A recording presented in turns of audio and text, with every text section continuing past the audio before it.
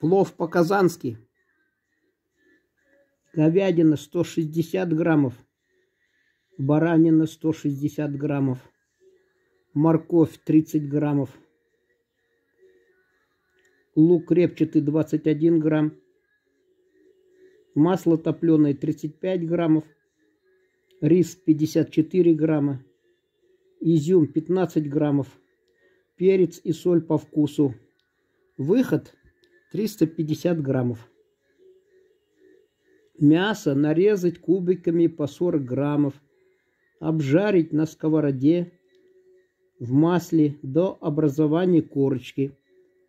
Нарезанные соломкой морковь и полукольцами лук спрессировать.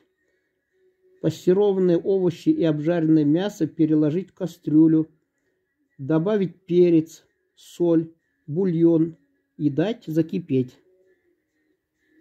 В бульон с мясом положить перебранный и промытый рис. Закрыть кастрюлю крышкой и варить плов на медленном огне до готовности.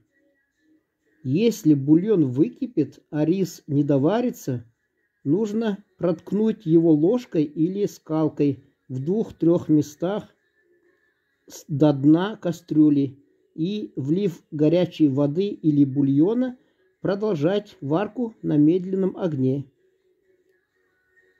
Перед окончанием варки в плов можно положить распаренные в кипятке изюм, курагу, урюк или чернослив без косточек.